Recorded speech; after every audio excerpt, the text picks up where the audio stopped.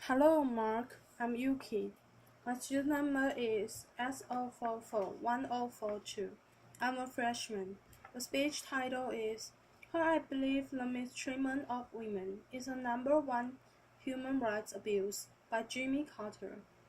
As a matter of fact, I was trying to think about my career since I left the White House. And the best example I have is a column in the New Yorker a couple of years ago. The little boy is looking up at his father, and he says, Daddy, when I grow up, I want to be a former president. After, well, I have had a great blessing as a former president, because I have had an access that very few other people in the world have ever had to get to know so many people around this whole universe. Not only am I familiar with the 50 states in the United States, but also my wife and I have visited more than 145 countries in the world, and the Carter Center has had full-time programs in the 80 nations on Earth. And a lot of times, when we go into a country, we not only meet the king or the president, but we also meet the villagers who live in the most remote areas of Africa. So our overall commitment and the Carter Center is to promote human rights.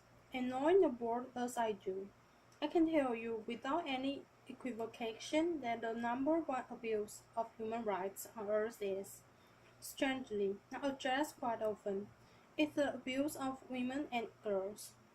Plus, there are a couple of reasons for this that are mentioned to begin with. First of all is the misinterpretation of religious scriptures, holy scriptures in the Bible, Old Testament, New Testament, Quran, and so forth. And these have been misinterpreted by men who are now in the ascendant positions in the synagogues and the churches and in the mosques. And they interpret these rules to make sure that women are ordinarily relegated to a secondary position compared to men in the eyes of God. This is a very serious problem. It's ordinarily not addressed. A number of years ago, in the year 2000, I had been a Baptist.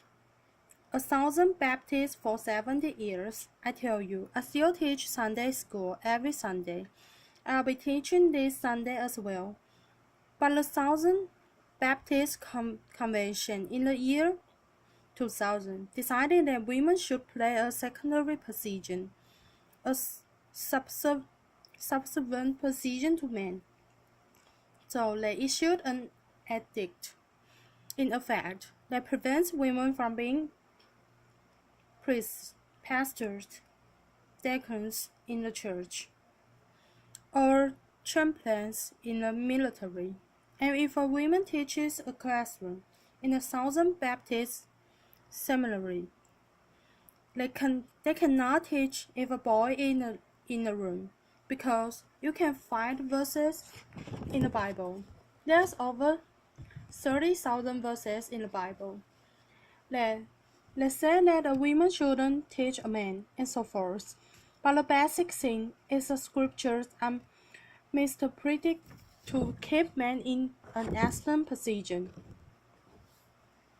That is an all-pervasive problem, because men can exert their power, and if an abusive husband or an employer, for instance, wants to cheat women, they can say that if women are not equal in the eyes of God, why should I treat them as equal myself? Why should I pay them equal pay for doing the same kind of work? The other very serious blight that causes this problem is the excessive resort to violence, and that is increasing tremendously around the world. In the United States of America, for instance, we have had an enormous increase in abuse of poor people, mostly black people and minorities. by putting them in prison. When I was in office as governor of Georgia, 1 out of every 1,000 Americans were in prison. Nowadays, 7.3 people per 1,000 are in prison. That's a sevenfold increase. And since I left the White House, there's been an 800% increase in the number of women who are black who are in prison. We also have one of the only countries on earth that still has a death penalty. That is a developed country, and we rank right alongside the countries that are most abusive in all elements of human rights in encouraging the death penalty. We are in California now, and I figured out the other day that California has spent $4 billion in convicting 13 people for the death penalty.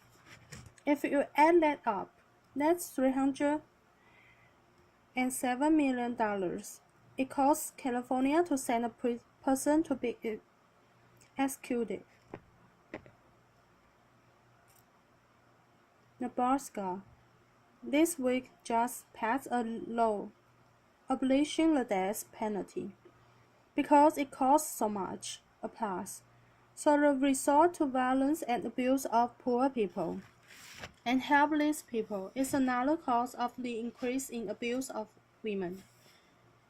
Let me just go down a very few abuse of women that concern me most, and I'll be very brief because I have a limited amount of time, as you know. One is genital mutilation. Genital mutilation is horrible and not known by American women, but in some countries, many countries, when a child is born as a girl, very soon in her life, her genitals are completely cut away by a so-called cutter, who has a razor blade end in a non-sterilized way, and remove the exterior parts of women's genitalia. And sometimes, in more extreme cases, but not very rare cases, they sew the orifice up to the girl can just urinate or menstruate. And then later, when she gets married, the same cutter goes in and opens the orifice up so she can have sex. This is not a rare thing, although it's against the law in most countries. In Egypt, for instance, 91% of all the females that live in Egypt today have been sexually mutilated in that way. In some countries, it's more than 98% of the women are caught that way before they reach maturity. This is a horrible affliction on all women that live in those countries. Another very serious thing is honor killings, where a family with misinterpretation again of a holy scripture. There's nothing in the Quran that mandates this. Will execute a girl in their family if she is raped or if she marries a man that her father does not approve, or sometimes even if she wears inappropriate clothing. And this is done by members of our own family. So the family becomes murders when the girl brings so-called disgrace to the family.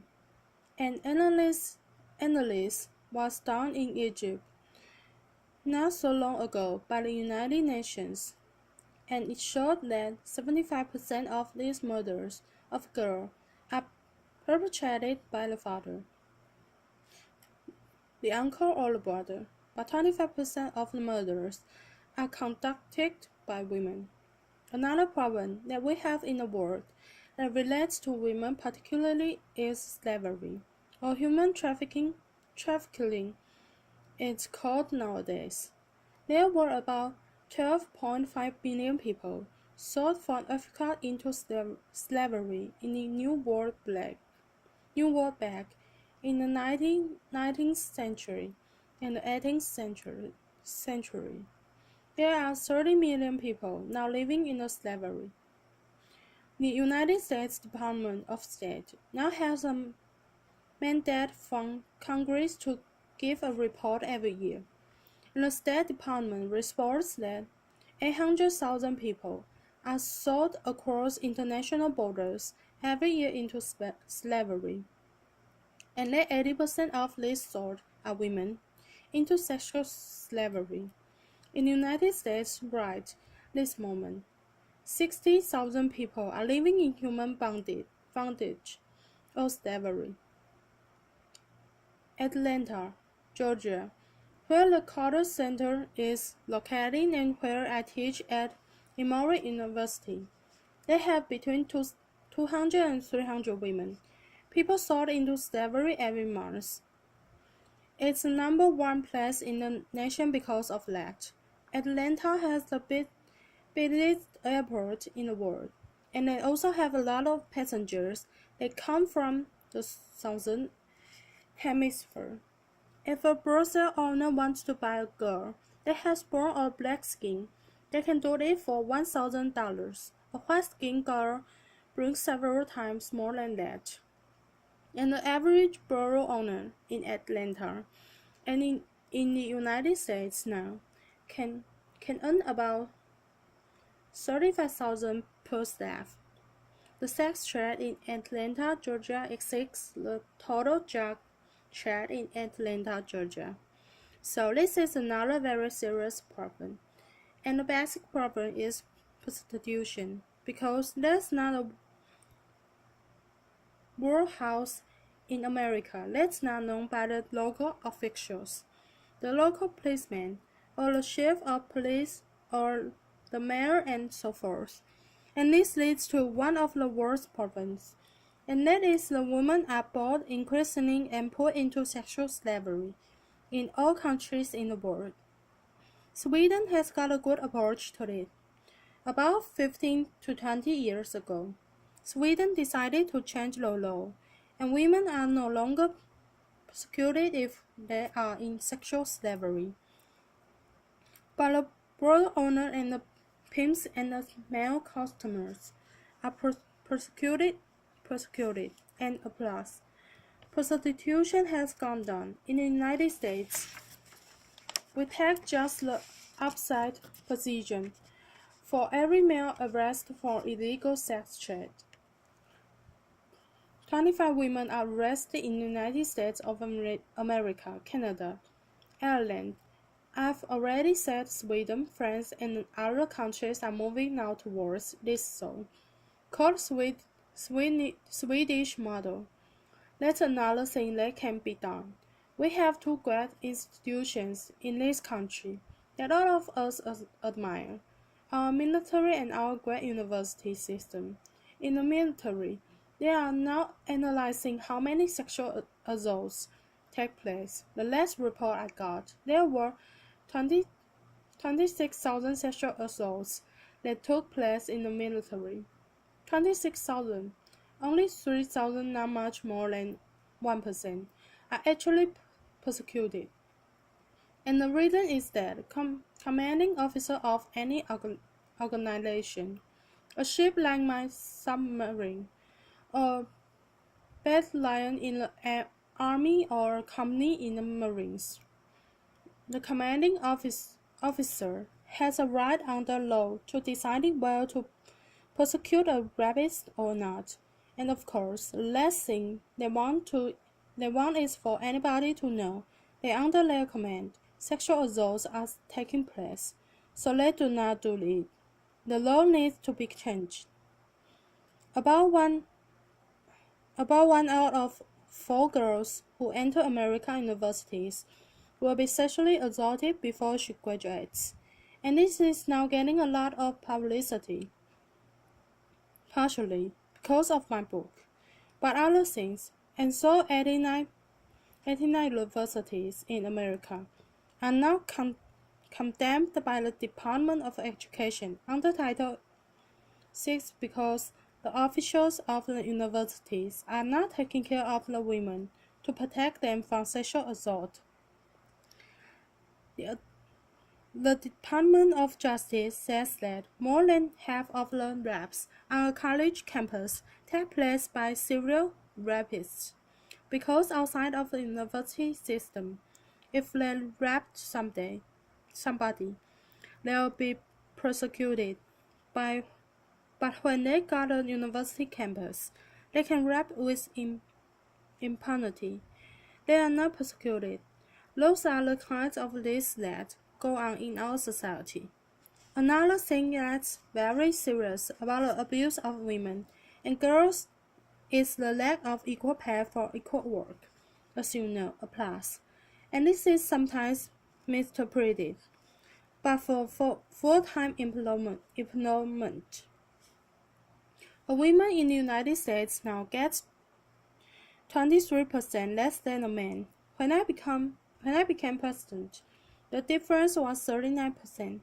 So we've made some progress, partially because I was president and so forth. Applause, laughter. But in the last 15 years, there's been no progress made, so it's been just about 23 or 24% difference from the last 15 years. These are the kind of things that go on. If you take a Fortune 500 companies, 23 of them have women CEOs out of 500, and those CEOs, I need not tell you, make less an average than the other CEOs. Well, that's what goes on in our country. Another problem with the United States is we are the most warlike nation on earth.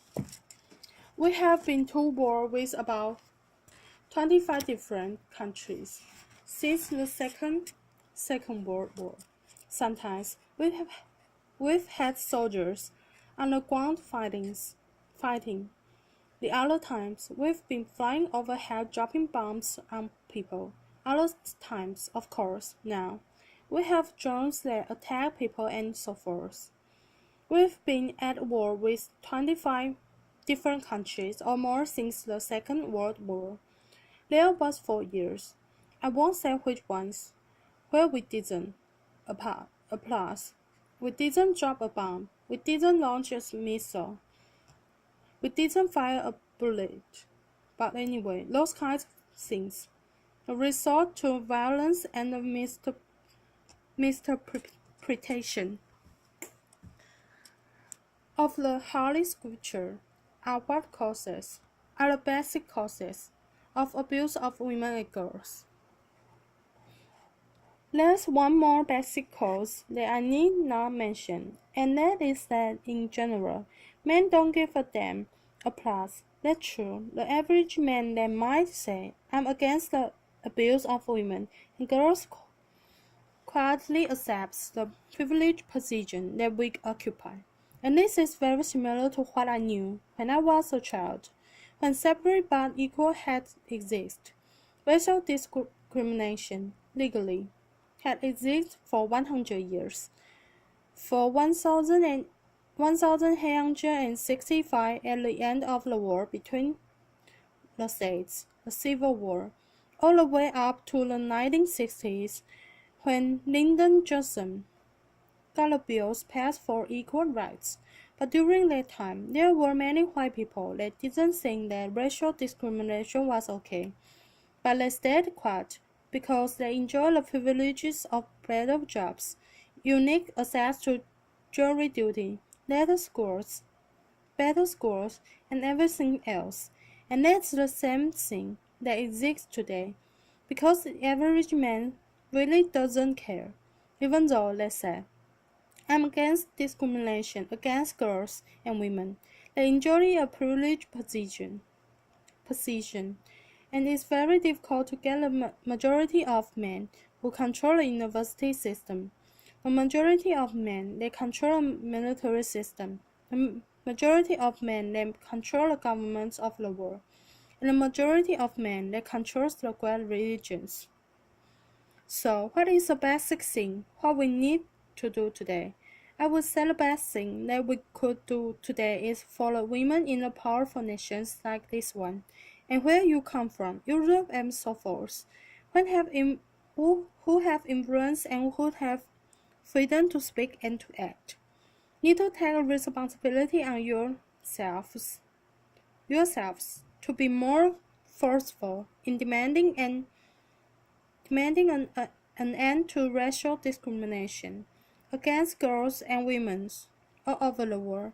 The average woman in Egypt doesn't have much to say about her daughters getting gently mutilated and so forth. I didn't even go down to detail about that. But I hope that out of this conference, that every woman here will get your husbands to realize that this abuse on the college campuses and the military and so forth, in the future job market, need to protect your daughters and your granddaughters. I have 12 grandchildren, 4 children, and 10 great-grandchildren, and I think often about them and about the plight that they will face in America, not only if they live in Egypt or a foreign country, in having equal rights. And I hope that all of you will join me in being a champion for women and girls around the world and protect their human rights. Thank you very much. Applause.